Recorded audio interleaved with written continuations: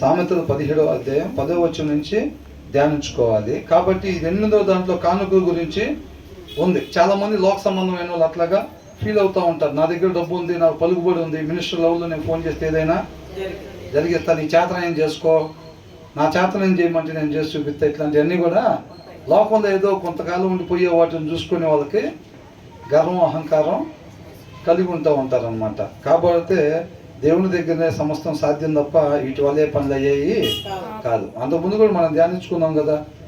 అవును, నీ పెద్దోళ్ళు తెలుసు, ఆ టయానికి ఫోన్ కలవకపోతే సిగ్నల్ ఈ రాకపోతే జరగాల్సిన నష్టం జరిగిపోయింది.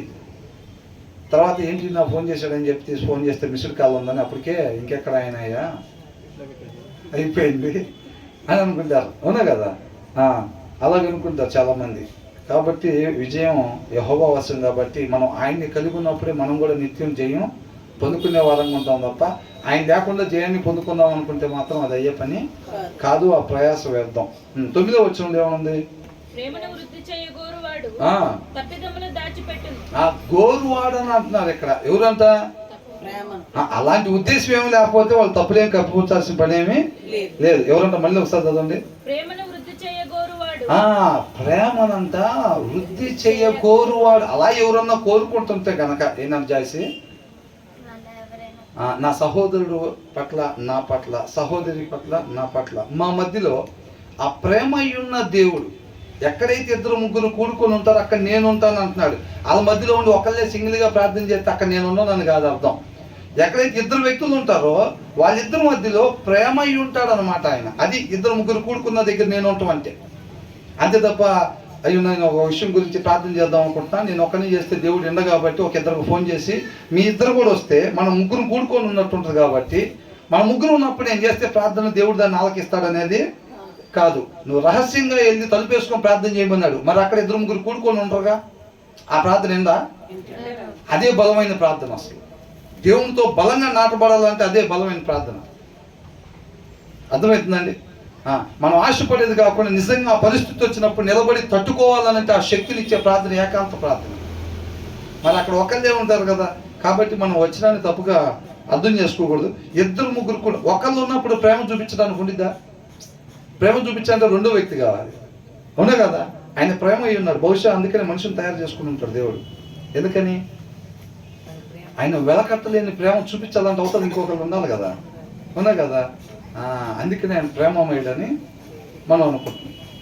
కాబట్టి ఏంటంట 2-3 ఉన్న దగ్గర ప్రేమ ప్రేమయ్య ఉన్న దేవుడు వాళ్ళ మధ్యలో ఉంటాడన్నమాట. ఆయన ఏ ప్రేమ అయి ఉన్నాడో ఆ ప్రేమ కలిగి ఉండాలి మనం. నిస్వార్థమైంది, వెలకట్టలేనిది, త్యాగపూరితమైంది. అవునా? ఆయన ప్రేమ ఎలాంటిది? లోక సంబంధమైందా? పాత పాటల దగ్గర నుంచి మంచి మంచి పాటలు ఉన్నాయి. మంచి మంచి పాటలు అలాంటి వాటిలో నుంచి ఆయన ప్రేమని వివరిస్తూ వస్తున్నారు అనమాట. కాబట్టి ఎవరైతే ఆ ప్రేమని వృద్ధి చేసుకొనగోరుచున్నాడో అలాగా నాకు ఎవరితో కలహాలు లేకుండా ఉండాలి. నాకు అందరితో ఆ దేవుని ప్రేమ నేను కలిగి ఉండాలి. ఎదుటి వాళ్ళు అర్హత లేకపోయినా, ఏమీ చూడకుండా, వాళ్ళలో ఏ మంచి లేకపోయినా, నాది ఏ మంచి లేకపోయినా, నన్ను దేవుడు ఏ రీతిగా ప్రేమించి నా కోసం ప్రాణం పెట్టాడో మిగతా వాళ్ళ దగ్గర కూడా నేను అటువంటి ప్రేమని కనపరిచేవాడిగా ఉండాలి అని ఎవరికైతే ఆ గోరుచున్నాడో వాళ్ళు ఏం చేయాలంట? అంటే దాని ముందు కూడా చదవాలి. తప్పిదములు ఏం చేస్తారంట? దాచిపెట్టును. దొరికారా? అవునా? పెద్ద భక్తుల్లో బిల్డప్ ఇస్తున్నారు కదా. ఈ విషయం తీసుకెళ్ళి ఊరు మొత్తం చెప్తే వాళ్ళు పెద్ద భక్తులు కాదని తెలిసిపోయింది అందరికి. అక్క గురించి మొత్తం చెప్తే కానీ ఈ విషయం వెళ్ళి ఆమె ఇట్లాంటిదమ్మా అని చెప్తే అన్నిట్లా చూడమ్మా అని చెప్తే ఊరు మొత్తం అబ్బో అవునా ఈ బైబుల్ తీసుకెళ్ళి పెద్ద భక్తులు అనుకుంటున్నాం, ఇదే ఈ సంగతి అని అనుకుంటారులే. ఎప్పుడెప్పుడు అందరిని ఎండగడితే ధన్యానికి వేసి ఇక అందరి గురించి 10 మందిలో 9 మంది గురించి సాడీలు చెప్పినప్పుడు ఏమైంది? ఇంకా అయితే నువ్వు ఒక్కడే మంచోడు అనమాట అనుకుంటారు కదా. నేను ఒక్కడనే మంచోడిని అని చెప్పి ఎవరు డైరెక్ట్గా చెప్పరు. పోయి ఈయన ఎట్లా అంటాడు, ఆమె ఎట్లాంటిది, ఆమె ఎట్లాంటిదని చర్చిలో 20 మంది ఉంటే 19 మీద సాడీలు చెప్పేసిద్దేమో. ఇక దీన్ని బట్టి నువ్వు అర్థం చేసుకో ఎవరు మంచోళ్ళు చర్చిలో. ఇక చెప్పండి ఎవరి గురించి? ఏమో గురించి ఈయన గురించే చెప్పలేదు. ఏమో గురించి ఈయన గురించే చెప్పలేదు. ఇంకా అవునా? చెప్పలేదు. దీన్ని బట్టి చూసుకో ఇంకా చర్చిలో ఎవరు మంచోళ్ళు. ఉంటానక్క అని చెప్పి వెళ్ళిపోతారు. అంటే చెప్పకనే చెబుతున్నారు ఏమని, చర్చిలో నేను తప్ప మంచోళ్ళు ఎవరు లేరని. అవునా కదా? అలాగంట ప్రేమను వృద్ధి చేయాలని ఎవరైతే అనుకుంటున్నారో వాళ్ళు ఏం చేయాలంట, తప్పిదములు దాచిపెట్టును అని ఉంది. తర్వాత ఏముంది, అది జనాలు కోరుకునేది ఏంటంట, ఎవడు ఎక్కడ దొరుకుతాడో వాడి దాన్ని పదే పదే పదే పదే చెప్పాలి, వాడి గురించి అదే ప్రచారం చెయ్యాలి, వాడు మంచోడు అనుకోకుండా. అవునా కదా? అట్లాగా ఎవరైతే కప్పిపుచ్చుతారో అన్నాడు. ఇక్కడ ఏమని ఇచ్చాడు, love prospers when a fault is forgiven అని అంటున్నాడు.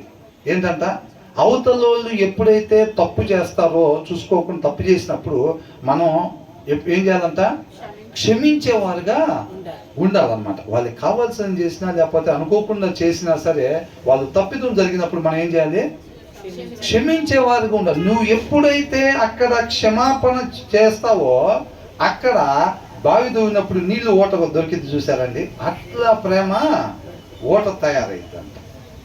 అర్థమవుతుందండి? ఇద్దరు వ్యక్తుల మధ్యలో ఆ వాక్యమై ఉన్న దేవుని ప్రేమ కలగాలి అని అంటే ఎక్కడి నుంచి వచ్చిందంట, అది క్షమించే దాని దగ్గర నుంచి వచ్చింది అని అంటున్నాడు. అర్థమవుతుందండి? ఇద్దరు ఇంటి పక్కన వాళ్ళు కొత్తగా వచ్చారు, లేకపోతే మన ఫెలోషిప్కి కొత్తగా వచ్చారు. అవునా? ఆ దేవుడి ప్రేమ ఇద్దరి మధ్యలో ఉండాలి అని అంటే ఏముండాలంట, క్షమించే తత్వం ఉండాలి. చూసుకోకుండా కాలు తగిలినా, అనుకోకుండా గబక్మని ఏదైనా ఇబ్బంది కలిగినా సరే మనం ఏం చేయాలంట, క్షమించాలి. ఆ ప్రేమ ఎంత బలంగా ఉండాలి, అది శాశ్వత కాలం ఉండాలి అని అనుకుంటే మనం ఎన్నిసార్లు క్షమించాలి? అందుకనే ఒక మనిషిని ఎన్నిసార్లు క్షమించాలి? 7 సార్లు. 7 సార్లు మట్టుగా అంటే ఏమన్నాడు, 70 ఏళ్ళ ఏంటంట, వాక్య ప్రకారంగా ఒక మనిషి ఆయుష్ 70 సంవత్సరాలని రాశారు. కాబట్టి 70 ఏళ్ళ మట్టుకు అని అంటే జీవిత కాలం మనిషిని ఏం చేయాలంట, క్షమిస్తానే ఉండాలి. అది అంతవరకు రక్షణ కలిగి ఉంటాం అంటే. అవునా? అవునా కదా? 2 సార్లు క్షమించాం, 3 సార్లు క్షమిస్తారు ఎవరైనా, 10 సార్లు క్షమించాను బ్రదర్. అవునా? అవునమ్మా, మంచిది, దేవునికే స్తోత్రం, 11వ సార్లు కూడా క్షమించమ్మా అని చెప్పాలి మనం. అవునా? అంతేనా కదా చెప్పాల్సింది? ఆ ప్రేమ ఎవరు ఇట్లాగా గోరువారు ఎవరైతే ఇరువురు మధ్యలో, మా ఇంటి వెనకాలకి మాకు మధ్యలో ఆ వాక్యమై ఉన్న దేవుడి ప్రేమే మేము కలిగి ఉండాలి.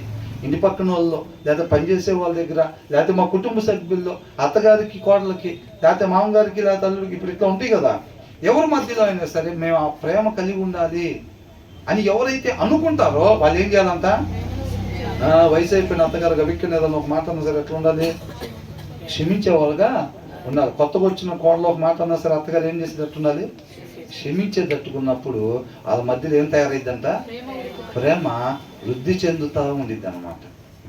అర్థమవుతుందండి? అవునా? పిల్లలు ఎట్లా నడుస్తారో చూసారా? ఇప్పుడు మొట్టమొదటిసారిగా ఎలా అనిపించింది మీ అనుభూతి?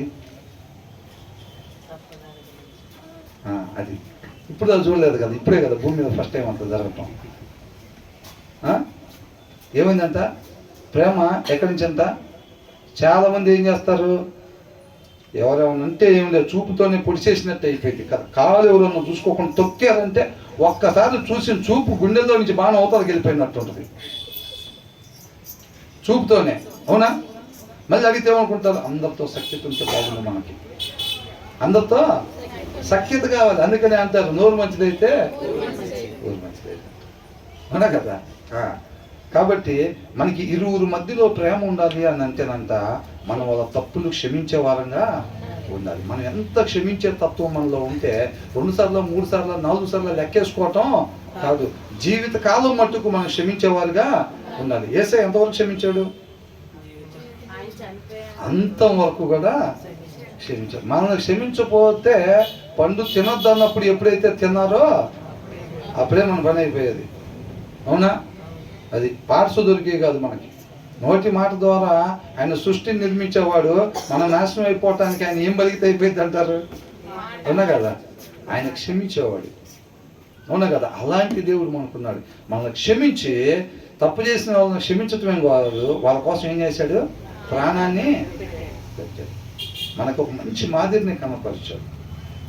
కాబట్టి మనం ఆయన కృపను బట్టి ఆయన పంపించిన మాటను మనం వాక్యాన్ని సద్వినియోగం చేసుకుంటున్నామా, దుర్వినియోగం చేసుకుంటున్నామా? దేవుడు ఆ దినాల్లో ఇజ్రాయెల్తో మాట్లాడినప్పుడు యెహోషువ, కాలేబు సద్వినియోగం చేసుకున్నారు. అందరికీ చెప్పాడు దేవుడు. ఇప్పుడు ఇక్కడ కూడా అందరు కూర్చున్న వాళ్ళందరికీ చెప్తున్నాడు. ఆయన ప్రేమ అందరి మీద ఉంది. ఆయన కృపను బట్టి అందరితో ఆయన మాటనే మాట్లాడుతున్నాడు. కానీ సద్వినియోగం చేసుకునే వాళ్ళు ఏంటంటే అది జీవాన్ని ఇచ్చిద్దని చెప్పి దానికి విధేయతను చూపిస్తారు. అవునా? దుర్వినియోగం అంటే వచ్చి ఇక్కడ కూర్చుంటారు, అది వాక్యమే బ్రదర్ అన్నట్టుగా, కానీ మనం మాత్రం ఇంతే ఉండాలి, లేకపోతే లోకు అయిపోతాం. ఏమైపోతారంట? లోకు అయిపోతాం. కాబట్టి వాక్యం అంతే ఉంటుంది, మనం మాత్రం ఇంతే, కొన్ని స్టాండర్డ్స్ మెయింటైన్ చేయాలి మనమైతే అనుకుంటారు. అవునా కదా? వాళ్ళ గురించి తర్వాత వచ్చిన వాళ్ళకి కూడా ఉంది. చాలామంది ఏం చేస్తారు తెలుసండి, వాక్యం వింటానే ఉంటారు సంవత్సరాల తరబడి, కానీ వాళ్ళ స్టాండర్డ్స్ పోగొట్టుకోరు. అర్థమవుతుందా? వాళ్ళు ఎవరు అనేది తర్వాత వచ్చిన వాళ్ళు రాస్తుంది, తర్వాత వచ్చిన వాళ్ళు. అది స్టాండర్డ్స్ కాదు ముఖ్యం, మనం ఎంతగా సబ్మిట్ చేసుకోగలిగితే అంతగా సబ్మిట్ చేసుకోవాలి. అట్లా వినియోగించుకోవాలన్నమాట, సద్వినియోగపరచుకోవాలి. మనం ఆ వాక్యాన్ని మనం ఏంటంట సద్వినియోగం చేసుకోవాలి, దుర్వినియోగం చేసుకోకూడదు. కాబట్టి ఏమంటున్నారు? Love prospers when your fault is forgiven అని. ఎప్పుడైతే మనం ఎదుటి వారిని క్షమించటం మొదలు పెడతామో అప్పుడు మన మధ్యలో ప్రేమ అభివృద్ధి చెందుతూ ఉంటుంది. మనం ఎక్కడుంటే అక్కడ చుట్టూ నీళ్ళ మధ్యలో మనం ఉన్నాం అనుకోండి, ఎలా ఉంటుంది? ఇప్పుడు వాటర్లోకి, ఇప్పుడు చెరువు లేకపోతే ఒక కాలువ ఉందండి, స్విమ్మింగ్ పూల్ ఉంది, స్విమ్మింగ్ పూల్లోకి మనం దిగి మధ్యలో నడుచుకుంటూ వెళ్తే మన చుట్టూ ఎలా ఉంటుంది? మన చుట్టూ వాటర్ ఉంటాయి కదా. మనం ఎప్పుడైతే మనం క్షమించటం నేర్చుకొని, అది ఎక్కడ దొరికింది మనకి? వాక్యమై ఉన్న దేవునిలో దొరికిద్ది. అది మనం ఎప్పుడైతే వాక్యం చదువుతామో మన హృదయంలోకి ఆ వాక్యమై ఉన్న దేవుడు వెళ్తాడు. కాబట్టి ఆ గుణలక్షణం, క్షమించాలనే గుణలక్షణం మనలో నుంచి వచ్చింది. అప్పుడు మనం ఎప్పుడైతే ఆ పని చేస్తున్నామో అది మన చుట్టూ ఎలా ఉంటుందంట? ప్రేమగా మారింది. మన స్విమ్మింగ్ పూల్లో దిగినప్పుడు చుట్టూ వాటర్ ఎలాగైతే ఉంటాయో మనం ఎక్కడికి వెళ్ళినా మన చుట్టూ అలాగ ప్రేమ అలా ఉండిద్ది అన్నమాట. అర్థమవుతుందండి? అలా ఉండాలని ఎవరైతే అనుకుంటున్నారో వాళ్ళు ఏం చేయాలంట? క్షమించేవారుగా ఉండాలి. అప్పుడు చక్కగా ఓట ఎలాగైతే ఉబ్బుకుతా వాటర్ వస్తాయో అలాగ ప్రేమ వృద్ధి చెందుతూ ఉండిద్ది అని అంటున్నాడు. అంతేలే కానీ మనం క్షమించకుండా ప్రేమ వృద్ధి చెందాలని అనుకోవటం అది ఎవరాశ? సోమరాశ. అర్థమవుతుందా? సోమరాశ అన్నమాట. మనం క్షమిస్తూ ఉంటే ప్రేమ వచ్చింది. ఇవాళ పొద్దున మా ఆఫీస్లో ఒక అమ్మాయి 15 కార్డులు తీసుకొచ్చింది. వాగ్దాన కార్డులు తీసుకొచ్చి బోర్లుగా పెట్టి, సార్ మీకోసం కార్డులు తెచ్చాను, ఆఫీస్లో అందరూ తలా ఒకటి ఇచ్చానండి. ఏంటమ్మా అది? చిలక జోస్యమా అన్నా. సార్ అట్లా కాదు సార్, ఆ అమ్మాయి కాలికి నవ్వుతాడు పెట్టుకుని వచ్చింది. పెట్టుకుని వచ్చి కార్డులు చూసి తీసుకోకూడదు సార్, బాగా పెట్టి తీయాలండి. ఆ కార్డులు 15 తీసుకున్నా. ఫస్ట్ చదివా, ఎప్పుడు అమ్మ ఇది వచ్చేదానింది, ఏమో సార్ నాకు తెలియదు అంటుంది. రెండోది చదివా, 3 చదివా, 7 కార్డులు చదివాను. అట్లాగా సార్ నాకు తెలియదు సార్ అవన్నీ అనుకో. ఒక్కటి కూడా ఏం చేస్తే అది వచ్చింది అనేది ఒక్క కార్డులో కూడా రాసి లేదు. అర్థమవుతుందండి? అలాగనమాట. కాబట్టి ఇక్కడ ఏమంటున్నారు? చాలామంది ఆశపడతారు అట్లాగా ఉండాలని చెప్పి. అవునండి, నేను ఉండే దగ్గర చక్కగా ప్రేమ కలిగి ఉండాలని ఆశపడతారు. కానీ ఎవరిని క్షమించకపోతే ఆ అనుకున్న కోరిక అవ్వదన్నమాట. అది సోమరాశిలాగా ఉండిద్ది. కాబట్టి మన చుట్టూ ఆ ప్రేమ ఉండాలి, ఆ ప్రేమ అభివృద్ధి చెందాలి. నేను ఎవరితో మాట్లాడినా సరే ఆ దేవుని ప్రేమ మా మధ్యలో ఉండాలి అట్లాగా అని అనుకునే వాళ్ళు ఎవరైనా సరే క్షమించటం నేర్చుకోవాలి. ఇది లేకుండా అది రాదు. అర్థమవుతుందండి? ఒకప్పుడు తెలిసి తెలియక చేశారులేండి, అంతేనా కదా? ఒకప్పుడు బ్రదర్ ఆ పక్కకు వస్తే ఎంత భయంకరమైన పరిస్థితి ఉంటుంది. అవునా? అది తెలిసి తెలియక చేసినా ఏదైనా సరే క్షమించుకుంటా వెళ్ళిపోతా ఉంటే ఇక్కడ మనకి ఏం కనపడుతుంది? ఒక రివర్, లవ్ రివర్ ఒకటి కనపడుతుంది ఇవాళ ఇక్కడ. అవునా కదా? పాండ్, లవ్ పాండ్ కనపడుతుంది. ప్రేమ అది ఎలా తయారైంది? క్షమించుకుంటా వెళ్తా ఉంటే ఇవాళ అది తయారైంది అన్నమాట. అది కాబట్టి తర్వాత ఏమంటున్నారు? బట్ డ్వెల్లింగ్ ఆన్ ఇట్ అని అంటున్నారు. బట్ డ్వెల్లింగ్ ఆన్ ఇట్ అంటే కొంతమంది ఏం చేస్తారు? పదే అదే మాటనే మాట్లాడుతూ ఉంటారు, ఎత్తుతూ ఉంటారు. నువ్వు కూడా మాట్లాడను పోయావా, నీ సంగతి నాకు తెలీదా? మొన్న అట్లా కాదా నువ్వు అనింది? ఏంటంట? నోరెత్తకుండా, నోరెత్తినప్పుడల్లా ఆ మాటను గుర్తు చేస్తా ఉంటే ఏమైంది? ఇక మాట ఆ విషయంలో మనం దొరికిపోయాము, మర్చిపోయా అని అనుకుంటారు. ఇదే మాట్లాడరు. ఇంకా నోరు మీపీయటానికి దాన్ని వాడుతూ ఉంటారు ఆయుధం కింద. నోరు ఎత్తపోతే నీ సంగతి నాకు తెలియదు, అప్పుడు మనం ఇంటికాడ ఉన్నప్పుడు అంటే కాబట్టి మింగేసేస్తారు ఆ మాటలన్నీ. వాళ్ళ మధ్యలో ప్రేమ కొనసాగిద్దా? ఉండదు. పేరుకి భార్య భర్తలు, పేరుకి భార్య భర్తలు. ఇక వెళ్ళాలి కాబట్టి సొసైటీలో విలువ ఉండదు. వాళ్ళిద్దరు విడిపోయారంట కానీ చెప్పి కర్రలో చెప్పుకుంటారు. కాబట్టి నీ రూమ్లో నువ్వు, నా రూమ్లో నేను, అంతే అయ్యాం కాబట్టి భార్య భర్తలం, అంతేదా కానీ ఎవరి జీవితం వాళ్ళే అంటారు. ఒకటే ఇంట్లోనే ఉంటూ ఉంటారు. కాబట్టి పదే పదే ఎత్తుతూ ఉంటారు. చూసారంటే ఆ మాటలు మాట్లాడుతూ ఉంటారు. చూసారు, వాళ్ళ మధ్యలో ప్రేమ ఉండదంట. అయితే జనాల్లోకి వచ్చేసరికి ఎట్లా వస్తారు? దగ్గరున్నాడు కొద్దిగా. ఏంటంట? ఇంటికాడికి వెళ్తే ఎవరి రూమ్లో కాళ్ళే వెళ్ళిపోవటం. బయట గుమ్మం దగ్గరికి రాగానే జిప్పు చూసారా, ఇటు నుంచి అటు పోతుంటే ఒక బ్యాగ్ జిప్పు రెండు విడిపోతూ ఉంటాయి. అదే జిప్పు అటు నుంచి ఇటు వస్తుంటే రెండు కలిసిపోతూ ఉంటాయి. వీళ్ళు కూడా ఇంట్లోకి వెళ్ళగానే ఎవరి రూమ్లో కాళ్ళు వెళ్ళిపోతారు.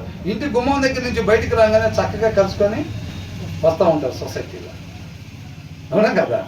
ఏమనుకుంటారు చాలామంది? వాళ్ళు చూడు ఎట్టున్నారు, అల్లా మనం ఉండలేకపోతున్నాం అని అంటారు. ఒక్కసారి తలకాయ లోపల పెట్టి చూసామంటే కిటికీలో నుంచి మేడిపండి చూడు, అట్లా ఉంటాయి పరిస్థితులు చాలా. అవునా కదా? వాళ్ళు మోసం చేసుకునే పరిస్థితి. కాబట్టి పదే పదే దాన్ని చెప్పి అదేం చేసిద్దంట? మిత్రభేదం. వాళ్ళ మధ్యలో ప్రేమ ఉంటుందా? వీళ్ళు ఎక్కడ నోరు తెలిస్తే అక్కడ శత్రుత్వమే. చుట్టాలలో మాటలు ఉండవు సరిగ్గా, చుట్టాల్లో మాటలు ఉండవు, స్నేహితుల్లో మాటలు ఉండవు, ఫెలోషిప్లో మాటలు ఉండవు.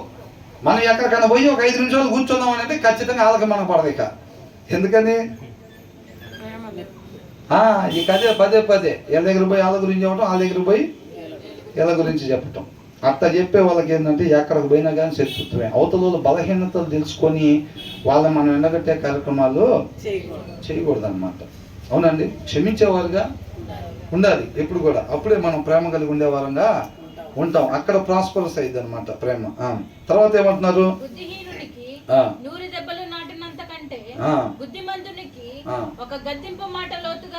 ఏంటంట? మా ఊడు ఎంత చెప్పినా ఎంతలేదండి అసలు. అమ్మాయి అసలు ఏం చెప్పినా ఎంతలేదు అన్న. మీరన్నా ఒకసారి వచ్చి మాట్లాడండి, కొంచెం అక్క మీరన్నా వచ్చి మాట్లాడండి అని అంటారు. ప్రాబ్లం ఎక్కడుందంట దీంట్లో? బుద్ధిహీనుడికి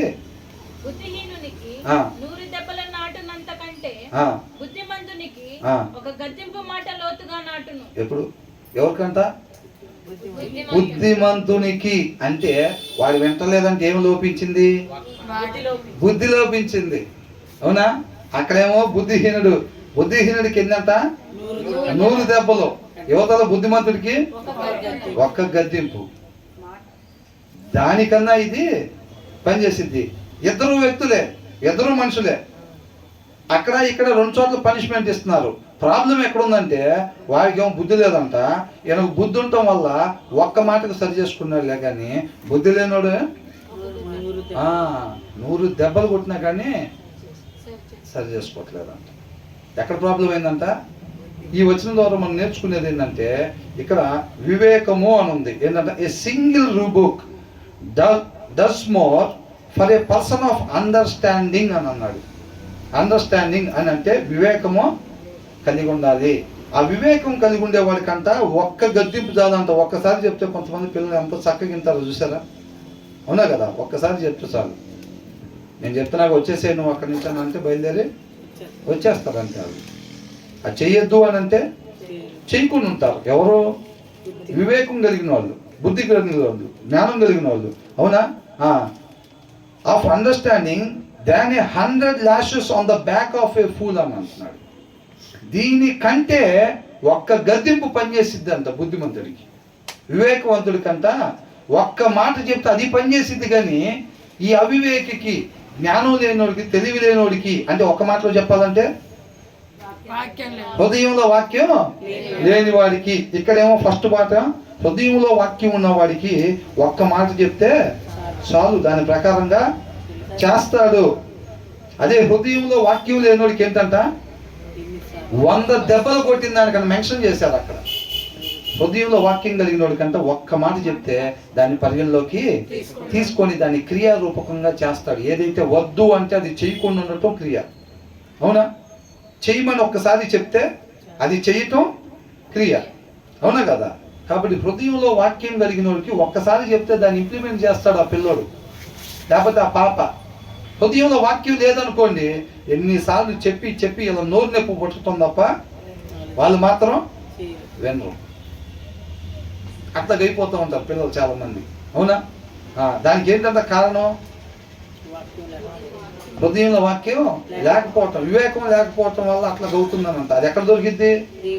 దేవుని వాక్యంలో దొరికిద్ది. ప్రతి వచనం కూడా మనకి ఎటు చూపించింది? హృదయంలో వాక్యం ఉండాలి. మన జీవితంలో మనం ముందుకి కొనసాగాలి అని అంటే మనిషి దేని ద్వారా కొనసాగుతాడంట? హృదయంలో వాక్యం వేసుకొని ఈ బండిని వాడాలి, నడిపించాలి. అప్పుడే రైట్ వేలో దేనికోసం వచ్చిందో, మనం అసలు దేనికోసం సృష్టింపబడ్డామో ఒక్కొక్కరికి ఒక్కొక్క పర్పస్ ఉంటుంది కదా. ఆ ఉద్దేశం ఎవరికి తెలుసు? వాక్యమై ఉన్న దేవునికే తెలుసు. మనం సృష్టించిన ఆయనకే మన స్టీరింగ్ అప్పచెప్పాము అనుకోండి, ఆయన కరెక్ట్ అడ్రస్కి కరెక్ట్ రోడ్లో తీసుకెళ్తాడు. అవునా కదా?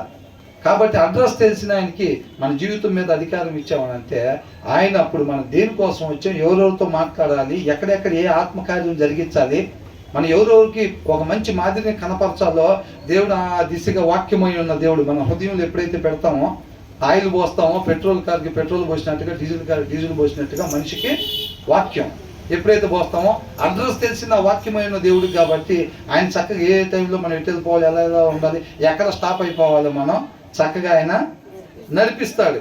ఆయనకి మార్గం తెలిసినవాడు. ఎట్టబడితే యాక్సిడెంట్లు చేసేవాడు కాదు ఆయన. నెంబర్ 1గా డ్రైవింగ్ వచ్చిన ఆయన.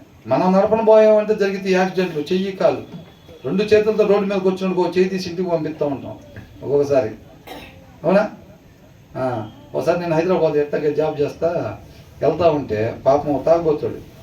ఓ పార్క్ ఉంది, ఆ పార్క్ పక్కన ఇద్దరు కాలేజీకి పోయి వచ్చారు అనుకుంటా. తర్వాత హాస్టల్లో ఉండే పిల్లలు ఇద్దరు కలిసి నైట్ డ్రెస్లు వేసుకొని వచ్చి నడుచుకుంటూ పోతున్నారు రోడ్డు పక్కన. నేను అది కొద్దిగా వెనకాల వెళ్తాను. నా పక్క నుంచి ఒకడు తాగేసి వచ్చి ఇట్ట ఇట్ట ఇట్ట వెళ్ళిపోతున్నాడు. వరుసనే వెళ్ళిపోయా కాలసంలో దూరిపోయాడు బండి వేసుకొని. వాళ్ళిద్దరు పాపం అటు తిరిగి నడుచుకుంటూ వెళ్తాను. వెనక వచ్చేవాడు తెలియదు. నేను అలా కొంచెం దూరంలో ఉన్నాను కదా, నా పక్క నుంచి వెళ్ళిపోయాడు. ఇట్లాగా ఇలా ఇలా వెళ్ళిపోయి కాలసంలో నుంచి దూరిపోయాడు స్పీడ్గా. అది ఎంత దెబ్బ తగిలి ఉంటాయి. అవునా? పాపం వాళ్ళకి ఏం తెలియదు, రోడ్డు పక్కన నడుచుకుంటూ పోతున్నారు. వీళ్ళు చూస్తేనేమో పోయి గుద్దేశాడు అనమాట. అట్లాంటివి కూడా జరుగుతూ ఉంటాయి. కాబట్టి మనకేంటంటే మనం డ్రైవింగ్ చేస్తే అట్లుండేది వ్యవహారం. మనం డ్రైవింగ్ చేస్తే అట్లుండేది. ఆయన అయితే చక్కగా మార్గం తెలిసినోడు. ప్రతి ఒక్కరి గురించి మనం ఎటు దేనికోసం పుట్టామో, ఏ కార్యాలు చేయటం కోసం మనం పుట్టామో ఆయనకి తెలుసు. కాబట్టి అవన్నీ ఆయన చక్కగా మార్గాన్ని తీసుకునేది మనల్ని జయింపజేస్తాడనమాట. తర్వాత ఏమని అంటున్నాడు? పిల్లలు వింటలేదంటే మరి ఏం చేయాలి? ఎన్నిసార్లు చెప్పినా వింటలేదండి అంటే ఏం చేయాలి? ఏం లోపించింది పిల్లల్లో? బుద్ధి, జ్ఞానం, వివేకం లేదు. అది ఎక్కడ దొరుకుతాయి? దేవుని వాక్యంలో దొరుకుతాయి. కాబట్టి వాక్యం చక్కగా చదివించండి. మార్పు ఎవరిలో రాదంటే అండి, మనం పోయినసారి కూడా అనుకున్నాం, పైన అక్షరాలు ఏరుకుంటూ వెళ్ళిపోతాయి. ఎన్ని సంవత్సరాలు ఏరినా కానీ మార్పు రాదు. సారాంశం వెతకాలి, సారాంశం వెతకాలి. దాన్ని భుజించుకుంటా వెళ్ళే వాళ్ళు వచ్చింది మార్పు. వాళ్ళ రూపం మారుతూ ఉంటుంది, వాళ్ళ పోలిక మారుతూ ఉంటుంది. ఏసైలాగా వాళ్ళు మారిపోతూ ఉంటారు అన్నమాట. అక్షరాలు ఏరుకుంటా పోతూ ఉంటే ఎన్నిసార్లు ఏరుకున్నా ఉపయోగం ఏమీ ఉండదు. తర్వాత ఏమంటున్నారు? ఏం చేస్తారంట? Evil people are eager for rebellion అంటే తిరుగుబాటు చేయటానికి అంత వాళ్ళ ఆతృతతో. ఎస్, హోటల్లో ఆర్డర్ ఇచ్చాం బిర్యానీ. అవునా? వెయిటర్ చూస్తే అక్కడి నుంచి తీసుకుని వస్తున్నాడు పొగలు వచ్చే బిర్యానీ. ఎలా ఉంటుంది? తొందరగా వెయిట్ చేస్తున్నాం ఇక్కడ. అవునా? వెయిటింగ్ అని అంటారు. ఇక తాలిబొట్టి ఇవ్వండి, పెళ్లి కొడుకు తాలిబొట్టి ఇవ్వండి అనగానే ఎట్లుంటుంది? కట్టాలి అంటారు. అవునా? దాన్ని ఈగర్లీ వెయిటింగ్ అని అంటారు. అది అంటున్నాడు. ఏంటంట? ఎవరు? ఈవిల్ పీపుల్, హృదయంలో వాక్యం లేనివాడంట. దేనికోసం ఆతృత పడతా ఉంటాడంట? కీడు చేయటానికి ఆతృత పడతా ఉంటాడు అనమాట. అదే హృదయంలో వాక్యం ఉన్నవాడైతే దేవుని చిత్తం ఏంటంట? దేవుని చిత్తం ఆయన చిత్తమే నెరవేర్చాలి. ఆయన గొప్పగా మహింపరచాలి. అదే అదే అదే అదే ఉండిద్ది అనమాట. ప్రతి క్షణం కూడా అదే ఆలోచన ఉంటుంది. ఎవరికి? హృదయంలో వాక్యం ఉన్న వాళ్ళకి. వాక్యం లేని వాళ్ళకి ఏంటంట, ఏదైనా సరే మనకు అనిపించింది చేయటమే, మనకు అనిపించింది చేయటమే, మనకు అనిపించింది చేయటమే. అట్లా చేస్తారు వీళ్ళంటే. తిరుగుబాటు చేయటానికి అంటే ఏం చేస్తారంట, కోరుకుంటారంట. తర్వాత క్రూర దూత అంట. But they will be severely punished అని అన్నారు. ఏంటంటే అట్లా చేస్తే ఏమైందంట, తిరుగుబాటు చేస్తే. అవునా? తిరుగుబాటు చేస్తే ఏమైందంట, సివియర్లీ పనిష్డ్ అని అంటున్నాడు. ఖచ్చితంగా వాళ్ళ మీదకి ఏమొచ్చిందంట, శిక్ష వచ్చింది. Cruel people want to rebel and so viciously attackers will be send against them అని అంటున్నాడు. అర్థమవుతుందండి? మనకి వాక్యం లేని వాళ్ళు ఎవరైతే హృదయంలో ఉంటారో వాళ్ళు దేనికోసం చూస్తారంట, తిరుగుబాటు. వాక్యం వద్దు అన్నది చేయటానికే వాళ్ళు తాతాలాడిపోతూ ఉంటారు అన్నమాట. ఖచ్చితంగా రేపు వాళ్ళ పనిష్మెంట్ వచ్చింది అని అంటున్నాడు. తర్వాత పిల్లలను పోగొట్టుకొని ఎలుకబంటిని ఎదుర్కొనవచ్చును గాని మూర్ఖపు పనులు చేయుచున్న మూర్ఖుని ఎదుర్కొనరాదు. చూసారా? హృదయంలో వాక్యం లేని ఏమంటారు, మూర్ఖుడు అని అంటారు. అర్థమవుతుందండి? ఒక మూర్ఖుడిని అంటే హృదయంలో వాక్యం లేనోడిని ఎదుర్కోవటం అన్నంత. పిల్లలను పోగొట్టుకున్న ఎలుకబంటి ఎలా ఉండిద్ది? అన్నా నమస్తే, తిన్నావా అక్క, తిన్నారా, టిఫిన్ భోజనాలు అయినాయా అని అంటే అక్క నెమ్మదిగా మాట్లాడిద్దా? అసలు దొరికితే చీల్చేయటమే ఇంకా. అవునా? పిల్లలను బాగొట్టుకుని ఎలుగుబంటి ఎలా ఉండిద్ది? అవునా? ఆ సీడేదనుకుంటా. కుక్క పిల్లలను తీసుకెళ్తేనే వదిలిపెట్టదు కుక్క, అవునా కదా? కుక్క పిల్లలను తీసుకెళ్తుంటే వచ్చేసరికి కుక్క పిల్ల కనపడుతుంది, దగ్గరే ఉండుంటే వానికి అరవటమే ఈడేనేమో అని, అవునా కదా? మరి ఎలుగుబంటి కూడా పిల్లలు పోయినాయి.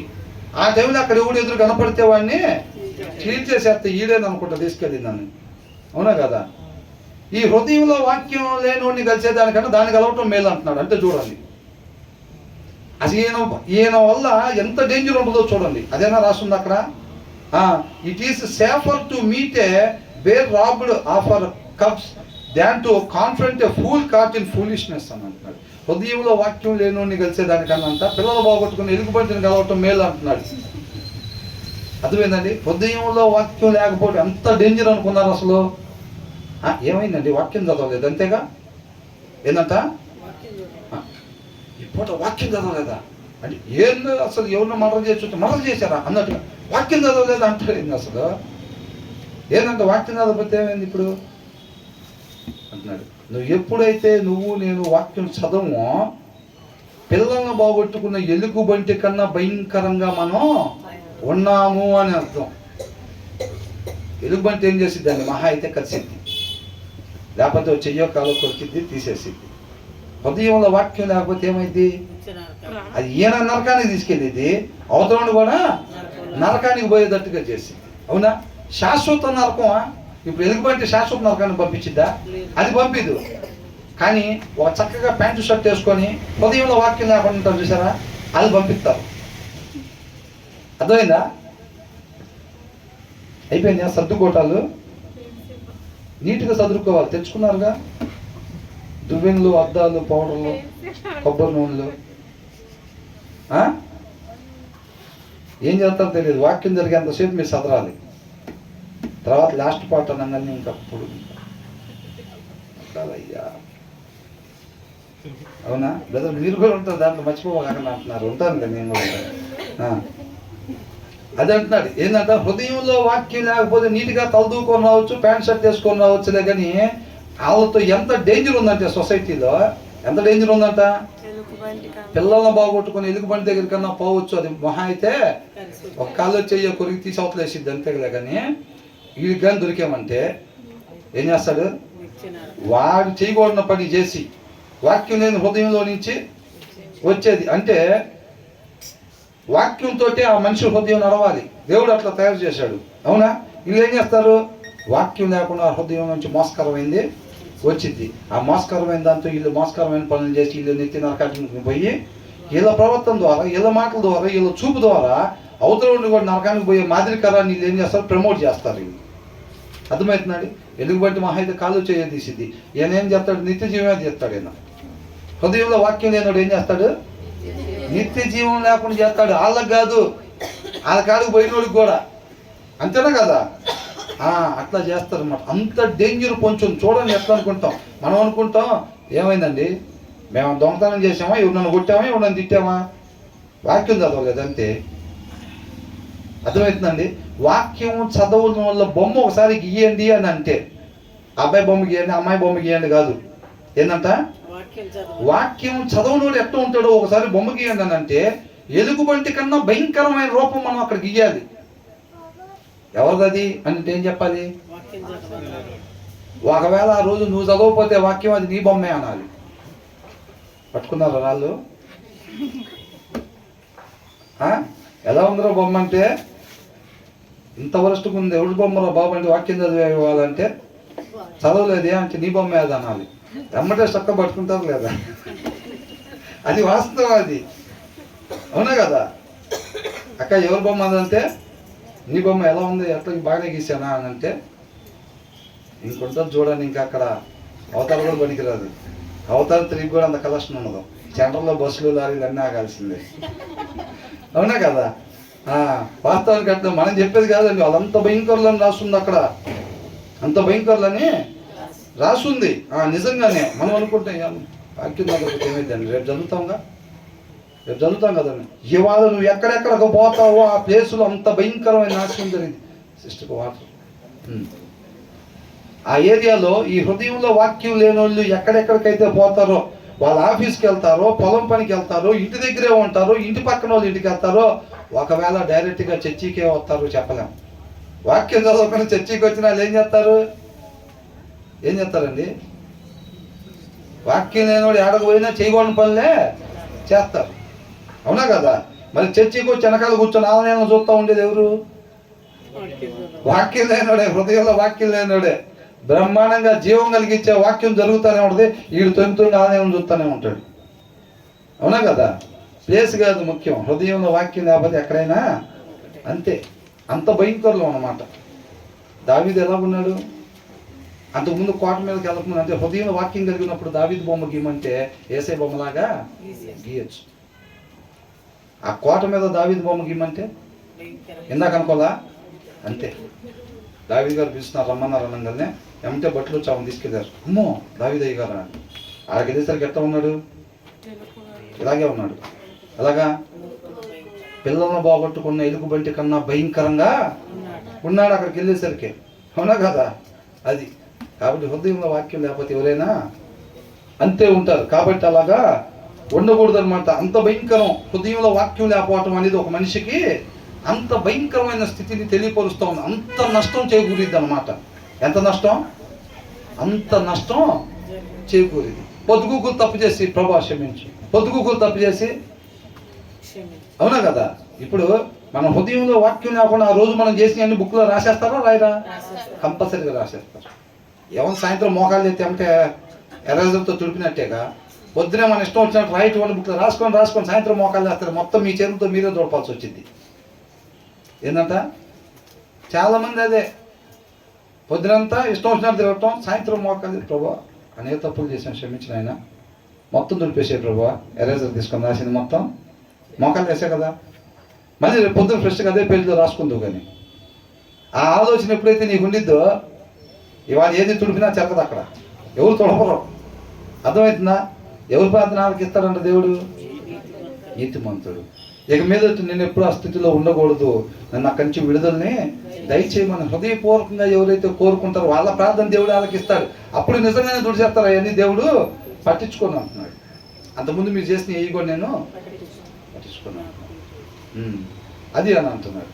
అలా ఆలోచన కలగకుండా ఇవాటి వరకు తుడిపే ప్రభువా క్షమాపణ కోరుకుంటున్నాను, లేదా ఈ వారం అంతా చేసిన వాటికి క్షమాపణలు కోరుకుంటున్నాను నేను, మళ్ళీ ఈ వారం ఫ్రెష్గా స్టార్ట్ చేసి చేస్తాను, వాటిని మళ్ళీ ఆదివారం తుడిపేద్దులే అన్న మైండ్ సెట్లో మనం ఉంటే కనుక ఒక అక్షరం కూడా తుడపబడదు. మనం మోకాలు చేయొచ్చు, లేకపోతే కింద పడి బాధలో పడుకొని ప్రార్థన చేయొచ్చులే, కానీ ఏది కూడా ఆలకించబడదు. అవునా? తర్వాత ఏమంటున్నారు?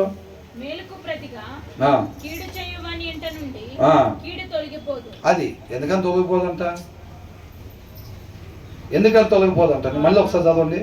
మేలుకి ప్రతిగా కీడు కానీ చేస్తే అవతలోళ్ళు మనకి మెయిల్ చేస్తే అరే తెలుగు తక్కువ రా వాడికి మనకు పెట్టాడు, మనం పెట్టకుండా ఉంచుకుంటే వాడు పెట్టిందని మనం పెట్టాల్సిన 2 మిగిలిపోతాయి. ఏంటంట వాళ్ళు తెలివి తక్కువ వాళ్ళంట, వాళ్ళు వండుకొని మనం తీసుకొచ్చి పెట్టారంట. మనం కూడా పెడితే మనం కూడా ఆ స్థితిలాగానే ఉంటాం. వాళ్ళు తీసుకొచ్చి ఇచ్చి మనం తీసుకొని మనం వాళ్ళకి పెట్టాల్సి పెట్టకుండా ఉన్నాం అనుకో, 2 మిగులుతాయి మన దగ్గర. ఎన్ని మిగులుతాయి అంట? 2 మిగులుతాయి అని అయితే ఏమైందంట? మేలుకు ప్రతిగా కీడు చేయవని ఇంట నుండి కీడు తొలగిపోదు. కీడు ఎందుకు తొలగిపోదు? కీడు ఎందుకని తొలగిపోదు అసలు? కీడు ఎందుకు తొలగిపోదు? ఆ ఇంట్లో కీడే ఎందుకని ఉండిద్ది?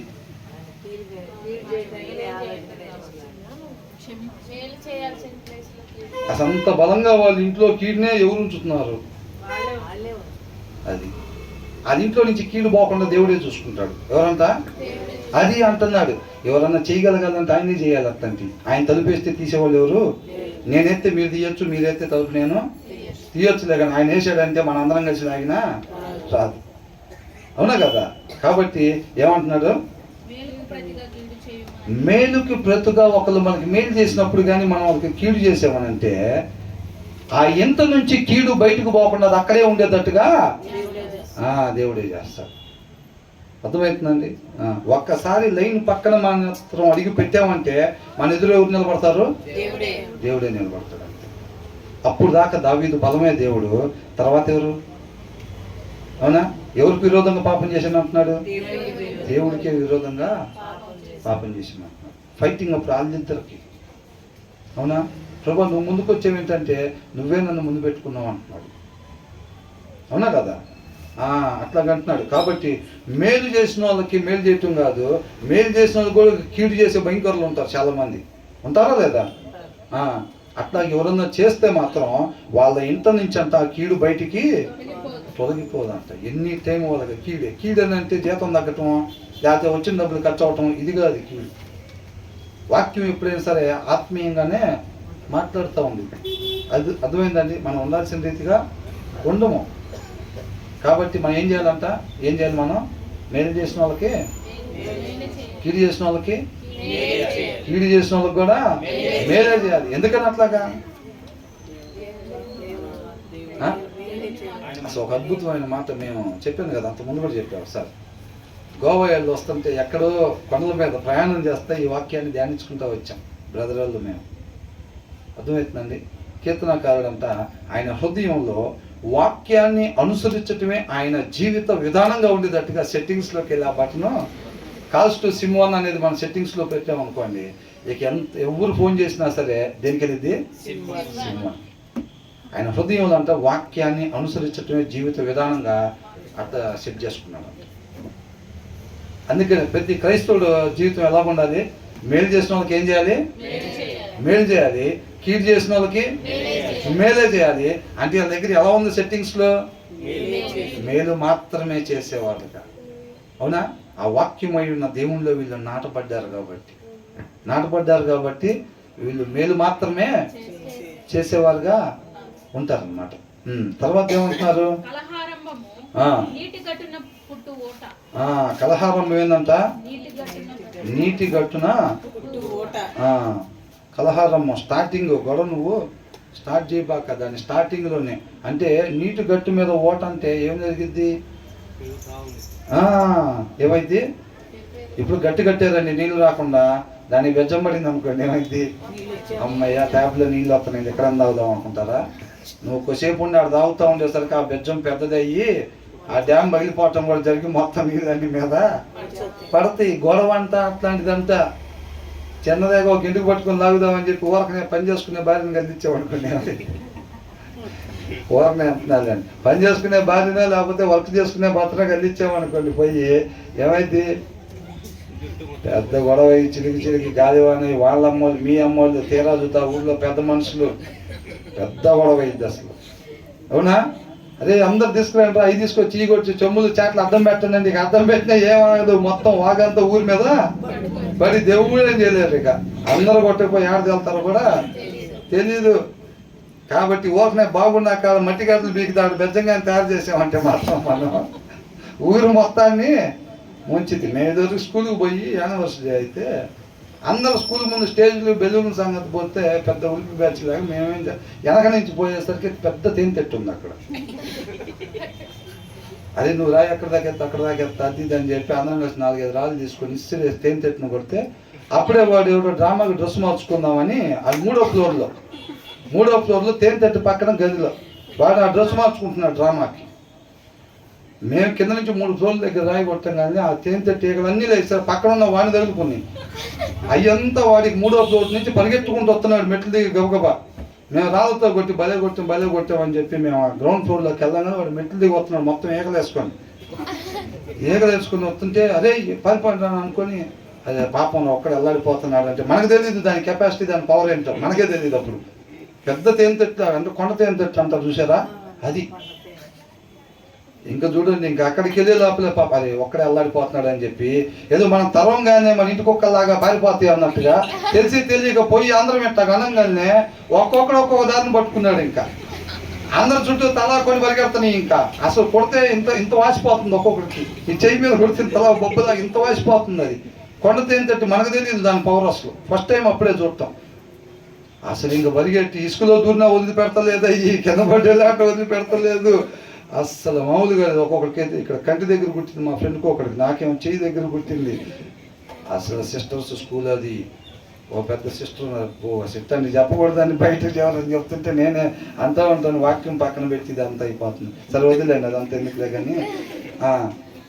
కాబట్టి మనం అట్లా కదిలించకూడదు అది చెప్తున్నాడు. అది కలహం రేపేదని తెలిసినప్పుడు ఏంటంట the beginning of the strife is like letting out water అని అంటున్నాడు. అర్థమవుతుందండి. గొడవ స్టార్ట్ అయ్యేటట్టుగా చేయకూడదు. ఈ మాట మాట్లాడితే గొడవ ఇద్దరు బాబు ఇంట్లో అనుకున్నప్పుడు మనం మాట్లాడకూడదు. నోరు ఉంది కదా అని ఏది పడుతుంది మాట్లాడకూడదు. మాట్లాడితే ఏమైతుందంటే అయ్యా ఇంత పెద్ద గొడవ అయితే అనుకోలేదు, సూట్ కేసు తీసుకుని ఇప్పుడు వెళ్ళిపోతాను అంటుంది. ఏంటంట ఏం చూస్తున్నాం స్విచ్ ఆఫ్ చేసి వెళ్ళిపోయాడు. పొద్దున సాయంత్రం అయిపోయింది. ఇప్పుడు చీకట్లో ఒక్కళ్ళు మేము ఉండాలి. ఆయన అనవసరం గందించాం. ఏం చేస్తారు కొంతమంది భర్తలు ఎడదగని వాన్ లాంటిది అంటే ఏంటిది గయ్యాలతో కాపురం ఏంటంట ఎడదగని వాక్యంలోనే రాసి ఉంది. అది ఎడదగని వాన్ లాంటిది అంటే ఇంట్లో ఉండటానికి వీల్లేదు, భర్త ఉండటానికి వీల్లేదు. ఉండలేక మనశ్శాంతి స్విచ్ ఆఫ్ చేసి వెళ్ళిపోయి నైట్ అయినా కానీ రాడు. అప్పుడు దాకా ఒక పూట అట్లా ఉంటే తెలిసి వచ్చింది. రెండోసారి నన్ను సతాయించుకొని ఉంటారు అనుకుంటా. చేయబాకండి ఎవరు దయచేసి అవి చేయకూడని పనులని చెప్తున్నా. అవునా కదా. అట్లా చేస్తూ ఉంటారు కొంతమంది. అట్లాగే మనం చేసుకోకూడదు. వాళ్ళ మధ్యలో సమాధానం కలిగి ఉండేటట్టుగా చూసుకోవాలి. సమాధానం దేవుని వాక్యంలో ఉండదు కాబట్టి ఆ సమాధానం కలిగి ఉండేటట్టుగా చూసుకోవాలి. కానీ కలహాలకు దారి తీసేది ఏది కూడా మనం చేయకూడదు అనమాట. అది అని అంటున్నాడు. తర్వాత ఏమని అంటున్నాడు, so drop the matter before a dispute breaks out అని అంటున్నాడు. ఆ పనులు మానుకోవాలంటున్నాడు. Starting a quarrel is like a breaching a dam అని అంటున్నాడు. సో డ్రాప్ ద మ్యాటర్, అందరితో వదిలిపెట్టు. అవునా ఇది అక్కడ దారి తీరులే అవును మాట్లాడితే మనం ఆగకూడదు. లాస్ట్ మాట మంద అయి ఉండాలి. ఏంటంట గొడవలో లాస్ట్ మాట ఎవరు అవ్వాలి? మంద అవ్వాలి. ఇద్దరు అట్టాగే అనుకుంటారు. అవునా ఇద్దరు అట్టాగే అనుకుంటారు. గుమ్మం బయటకు వచ్చింది కూడా చూసుకోరు, తన్నుకోవటం ఊర్లో మొత్తం చూస్తారు. అలా చూసుకోలేదు, గుమ్మం బయట తన్నుకోవాల్సి వచ్చిందని. తర్వాత లోపల కప్పు కాఫీ చేసుకొని ఇద్దరు మాట్లాడుకు మొత్తం చూసారు మన ఇద్దరిని తిట్టుకోవటం. ఇప్పుడు అట్టాగా అనుకుంటారు కవరింగ్ మళ్ళీ. అవునా కాబట్టి ఏంటనంత అనుకోలేదు. అసలు అమ్మాయి తనసరి బొమ్మను కోపం వచ్చింది. ఒక మాట అన్నాను, లాస్ట్ మాట నాతో అవ్వదని అమ్మాయి అనింది. నువ్వు అనుకుంటే నేను అనుకున్నాను అని చెప్పి నేను ఇంకో మాట అన్నాను. అది కాస్త చిలికి గాలివాన్ అయింది. ఆ గాలివాన్ వచ్చి మొత్తాన్ని కొంపంతా ముంచిద్ది. కాబట్టి జ్ఞానం కలిగి ఉండాలి. ఆ కలహాలు లేకుండా ఉన్నట్టు హృదయం వాక్యం ఉంటే ఏంటి ఇక్కడ ఉందని చెప్పి ఏదో యూట్యూబ్లో పెట్టారు. ఒక పెద్ద బొమ్మ ఉండి ఒక రెడ్ బటన్ ఒకటి ఉంది, ఎల్లో బొమ్మ పెట్టి. ఆ రెడ్ బటన్ ఆ పూస బేకంగానే బొమ్మ అంతా పడిపోయింది కింద. అదే కాబట్టి అలాంటి కలహాలు మనం పెట్టుకోకూడదు. కలహాలు మన దగ్గర లేకుండా ఉండాలి అని అంటే మన సమాధానం కలిగి ఉండాలి. ఒకరినొకరు క్షమించుకుంటా ఆ ప్రేమను వృద్ధి చేసుకోవాలి. అవునా కదా. ఎవరైనా కానీ ఆ ప్రేమను వృద్ధి చేసుకునే వాళ్ళం ఉండాలి తప్ప కలహాలు మాత్రం మనలో ఉండకూడదు. అదేమైందంటే so drop the matter before a dispute. మన వ్యవహారం మన చేతులు దాటిపోయి వెళ్ళిపోయిందాక చేసుకోకూడదు. కాబట్టి స్టార్టింగ్లోనే దాన్ని ఏం చేయాలంటే డ్రాప్, వదిలిపెట్టు ఆ గొడవని. అయితే అయింది లాస్ట్ మాట ఉంది. ఏం చేయాలంట వాక్యాన్ని అనుసరిస్తే జీవం కలిగిద్దని అంటున్నాడు. అవునా కదా. లాస్ట్ మాట ఉంది అయినా సరే నువ్వు ఇంకొక మాట మాట్లాడకుండా ఉంటే మీ ఇద్దరు కలిసి జీవం పొందుకుంటారు. అట్ట కాకుండా లాస్ట్ మాట నాది అవ్వాలనుకున్నారంటే మాత్రం అయిపోయింది, మొత్తం నల్లబడిపోయింది ఇంకా. అవునా కదా? అట్లాగైద్ది నన్ను తర్వాత వచ్చినవి ఏంటంట అయిపోయింది. దాన్ని వివాదము అధికము కాక మునిపే దాన్ని విడిచిపెట్టుము. ఏం చేయాలంట? ఆయన చేయాల్సింది నేను చేశాడు, నేను చేయకుండా ఉండను అనేదిగా వద్దు, పంతానికి పోకూడదు అని అన్నాడు. ఎప్పుడైతే ఈ వాక్యం గుర్తొచ్చిందో ఇమ్మీడియట్ గా నువ్వు అసలు కాము అయిపోవాలి. పరిస్థితి ఏదైనా కానీ లాస్ట్ దెబ్బ ఆమెది అయి ఉండొచ్చు, లాస్ట్ మాట ఆమెది అయి ఉండొచ్చు, నువ్వు ఇంకా ఏదన్నా చేయగలిగి ఉండొచ్చు, అయినా సరే ఏమి చేయకుండా మౌనం ఉండదా. భార్యను కొడతాం గొప్ప, కొట్టుకుని ఉంటాం గొప్ప? కొడతాం ఏముంది, ఎవరైనా కొడతారు. అవునా? హృదయంలో వాక్యం లేని వాళ్ళు కూడా కొట్టగలిగినా నువ్వు కొట్టకుండా ఉండటమే గొప్ప. అది కదా గొప్ప. అవునా? భార్యనే కానీ పుసిక్మని అయితే అవ్వచ్చు, కట్నం తెస్తే తేవచ్చు, ఒక మాట అంతం ఏముంది, వాళ్ళ నాన్న లేడు, మా నాన్న ఫోన్ చేస్తే అమ్మితే వస్తాడు అయితే అవ్వచ్చు కాక, అయినా సరే నువ్వు మాట అనుకుని ఉండటమే గొప్ప భార్యకి. అంతేనా కదా? మనం చేయగలిగి ఉండి కూడా చేయకుండా ఉండటమే మంచిది అన్నమాట. అది తర్వాత ఏమన్నాడు? నిర్దోషులని తీర్పు తీర్చువాడు, నీతిమంతులు దోషులని తీర్పు తీర్చువాడు. ఇప్పుడు ఇందాక ఒక మాట మనం చూసిన దాంట్లో ఎన్నో వచ్చిన అది ఈ ఎలుగుబంటి దాని గురించి మాట్లాడాము కదా, 12వ వచనం. పిల్లలను పోగొట్టుకున్న ఎలుగుబంటిని ఎదుర్కొనవచ్చును గాని మూర్ఖపు పనులు చేయుచున్న మూర్ఖుని ఎదుర్కొనరాదు. అక్కడ ఒక మాట ఏమని మాట్లాడారంటే, a bear robbed of her cubs is far less dangerous. పిల్లలను పోగొట్టుకున్న ఎలుగుబంటి వల్ల చాలా తక్కువ ప్రమాదం ఉండిద్ది. ఎవరికన్నా అంటే దానే స్టబ్బార్న్ ఫూల్ అని అన్నారు. స్టబ్బార్న్ ఫూల్ అని అంటే తన అభిప్రాయాన్ని మార్చుకోవటానికి ఇష్టపడని వాళ్ళు అని అర్థమవుతుందండి. ఆ విషయంలో నేను ఇలా ఉంటాను. చాలామంది సంవత్సరాల తరబడి వాక్యాలు వింటూ ఉంటారు, కాకపోతే చాలా మార్చుకోకుండా అలాగే ఉంటారు. చాలా సంవత్సరాల నుంచి వాక్యం వింటూ ఉంటారు, కానీ వాళ్ళ పద్ధతులు మారు, వాళ్ళకి అహంకారం తగ్గదు, వాళ్ళ మాట తీరు మారదు, ఎదుటివారి పట్ల వాళ్ళకున్న ఉద్దేశాలు మారు. వాక్యం అట్లా చెప్పొచ్చేమో కానీ అయినా నువ్వు వేరు, నేను వేరు, మా స్థాయి వేరు, మీ స్థాయి వేరు, నా ఆత్మీయత వేరు, నీ ఆత్మీయత వేరు. థర్మోమీటర్ లాంటిది ఉంటే కావాలంటే చూసుకో, నీ స్పిరిచువల్ లైఫ్ ఏందో చూడు. నిన్నగా మొన్న తీసుకున్నావు బాప్తిసం, అదే థర్మోమీటర్ పెట్టి నా దగ్గర చెక్ చేసి చూడు. ఏందనుకుంటున్నావు? నువ్వు నేను సమానం కాదు. ఒకటే ఫెలోషిప్కి వచ్చినంత మాత్రం నువ్వు నేను సమానం అనుకుంటున్నావా? పక్కపక్కన కూర్చున్నంత మాత్రాన నువ్వు నేను ఆత్మీయత ఒకటే అనుకుంటున్నావా? నాకనేది ఒక వాల్యూ ఉంది అక్కడ అనుకుంటారు. చూసారండి, ఇవన్నీ ఉంటాయి కదా. అది నా చదువు వేరు, నీ చదువు వేరు, నా స్టేటస్ వేరు, నీ స్టేటస్ వేరు, ఇవన్నీ ఉంటాయి చూసారా. అవి మార్చుకోవటానికి ఇష్టపడిన వాళ్ళని స్టబ్బాన్ అని అంటున్నారు. అర్థమవుతుందండి? పిల్లలు పోగొట్టుకున్న ఎలుగుబంటిన దగ్గర కన్నా మనం పోయిన తక్కువ ప్రమాదమే ఉంటుంది. కానీ ఇలాగ అభిప్రాయాలు మార్చుకోకుండా వాక్యాన్ని వెంటనే ఉంటారులే కానీ వాళ్ళు మార్పు చెందకుండా ఉంటారు చూసారా. అది వాక్యమై ఉన్న దేవుడు చెప్పినా అది సత్యం అని తెలిసినా సరే వాళ్ళు దాన్ని మార్చుకోకుండా ఉంటారు చూసారా. మార్చుకోవడానికి ఇష్టపడరు. వాళ్ళ దగ్గర ఉన్నాయి కొన్ని హాళ్ళు డేంజర్ అంటున్నారు. పిల్లలను పోగొట్టుకున్న ఎలుగుబంటి కన్నా అంటే వీళ్ళు భయంకరమైన ఏంటి అక్క అట్లా ఉంది ఏంటి, అన్న ఎట్లా ఏంటి, ఎప్పటి నుంచో వస్తున్నారు కదా వాళ్ళే ఏంటి అట్లా మాట్లాడుతున్నారు అని అంటే వాళ్ళంతా ఈ కోవ చెందిన వాళ్ళు అనమాట.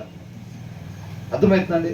కొన్ని నెలల తరబడి, కొన్ని సంవత్సరాల తరబడి వాళ్ళు మందిరానికి వస్తున్న వాళ్ళే ఏంటి అలా మాట్లాడిద్ది, ఏంటి ఆయన అట్లా మాట్లాడతాడు ఏంటి, అసలు వాళ్ళు మాటల తీరులో కానీ దీంట్లో అసలు వాక్యం కనపడతలేదుగా అని అంటే వాళ్ళు వాక్యం వింటూనే ఉంటారు. ఒక వర్షిప్ కూడా మానుకోకుండా వస్తారు, కానీ వాళ్ళ అభిప్రాయాలు మార్చుకోవటానికి వాళ్ళు ఇష్టపడని వాళ్ళు. వాక్యమై ఉన్న దేవుడే, మనిషి ఉండాల్సిన విధానమే చెప్పబడుతుంది, అయినా సరే వీళ్ళు ఇష్టపడరు అన్నమాట. ఆయన స్వస్థపరిచేవాడే, స్థిరపరిచేవాడే. ఇప్పుడు నువ్వు నేను ఇష్టపడి డోర్లు ఓపెన్ చేస్తే మనం ఇష్టపడం కదా, అవునా కదా? ఆయన సీరియల్ మానిపించలేడా? రోజు వస్తూనే ఉంటాం, సీరియల్ చూస్తూనే ఉంటాం. ఎందుకు? ఆయన చేయగలిగిన సమర్థుడే. నువ్వు నేను ఇష్టపడాలి కదా మానుకోవటానికి. ఇష్టపడితే దావీదు ఇష్టపడ్డాడు. దావీదు ఆ పాప స్థితిలో లేకుండా, ఆయన పాపం లేకుండా ఆయన దగ్గర ఉండాలని చెప్పి ఆయన నిజంగా ఇష్టపడి కోరుకున్నాడు. తలుపులు తీశాడు కాబట్టి దేవుడు కార్యం చేసి జయాన్ని ఇచ్చాడు దాని మీద.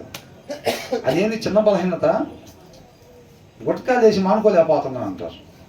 సిగరెట్లు తాగుతా మానుకోలేకపోతున్నాను, చిన్న సీసా తాగి మానుకోలేకపోతున్నాను అంటున్నారు. మరి ఆడపిల్లల జోలికి పోవటం, అక్కడ దగ్గరకు పోవటం అని అంటే అదేమో చిన్న బలహీనత. మరి ఎట్లా మానుకున్నాడు? తన అభిప్రాయాల్ని విడిచిపెట్టడానికి ఆయన ఇష్టపడ్డాడు, దాంట్లోనే ఉండటానికి ఇష్టపడలేదు. చాలామంది ఏం చేస్తారంటే వాక్యమై ఉన్న దేవుడు ఏదైతే మనలో మచ్చను చూపిస్తున్నాడో వీళ్ళకి అది మచ్చని తెలిసినా కానీ ఏం చేయరు, వీళ్ళు ఇష్టపడరు మార్చుకోవటానికి, తన అభిప్రాయాలు మార్చుకోవటానికి ఇష్టపడరు. అందుకని వాళ్ళు ఎన్నో సంవత్సరాల నుంచి మందిరాలకు వస్తూనే ఉంటారులే కానీ ఎదుటి వారికి వాళ్ళలో క్రీస్తుని కనపరచలేరు వాళ్ళు. అర్థమవుతుందండి? రోజు చర్చికి పోతూనే ఉంటారు, వాళ్ళ ఆ పొరుగు వాళ్ళతో వాళ్ళకున్న డీలింగ్ దాంట్లో వాక్యమైన దేవుడు కనపడ్డు. అర్థమవుతుందండి? వాళ్ళు ఏంటంటే వాళ్ళ అభిప్రాయాలు మార్చుకోకుండా ఉండేవాళ్ళు. వాక్యం అలా చెప్తుంది, నేను అలా లేననుకుంటా, ఆ విషయంలో నేను సరి చేసుకోవాలని అనిపించినా సరే నేను ఇలాగే ఉందామని వాళ్ళు లోపల ప్రిపేర్ అయ్యి ఉండేవాళ్ళు అనమాట. వాళ్ళని అంటున్నాడు, వాళ్ళంతా భయంకరులు అనమాట. అర్థమవుతుందండి? వీళ్ళు పిల్లలను బాగొట్టుకుని ఎలుగుబంటి కన్నా వాళ్ళు అంత భయంకరమైన స్థితిలో మనం చాలా మందిని చూస్తూ ఉంటాం. మనం చర్చిలకు పోతూ ఉంటారు, వాళ్ళ ఇళ్ళలో కూడా మాటలు కావచ్చు, పొరుగు వారిని డీల్ చేసే విధానం కావచ్చు, ఎప్పటి నుంచో చర్చిలకు పోతూ ఉంటారు, కానీ వాళ్ళలో వాక్యం ఉండదు, కనపడదు. తర్వాత ఏమంటున్నారు? 15వ వచనం కదా ధ్యానించుకుంటున్నాం.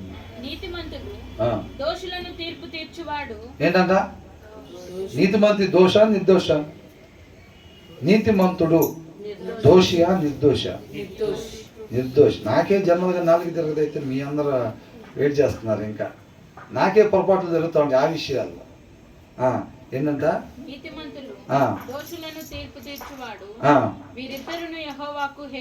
ఒకరి గురించే చెప్పారా లేకపోతే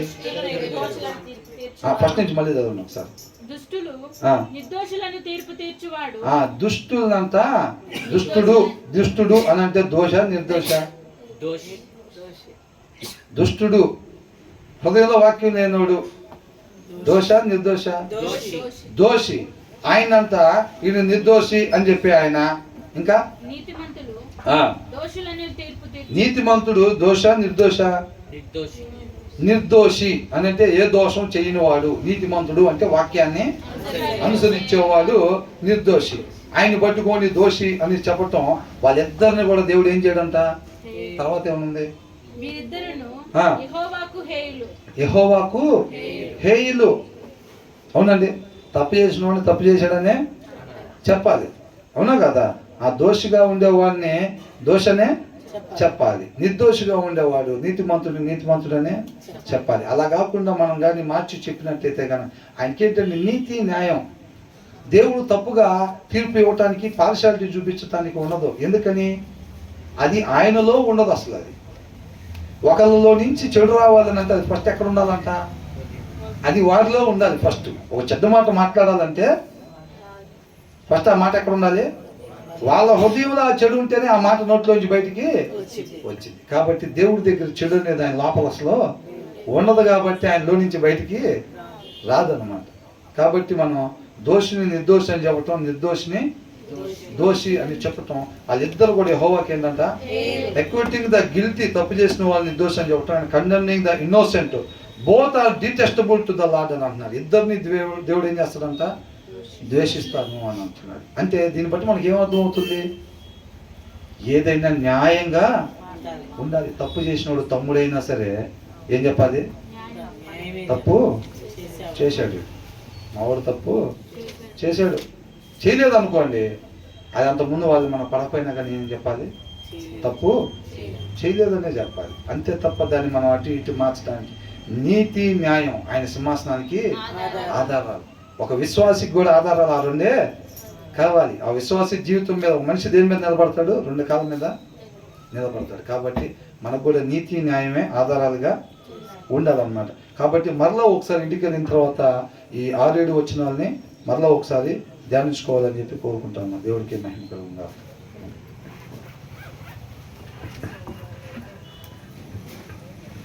ప్రైజ్ ది లార్డ్. హల్లెలూయా.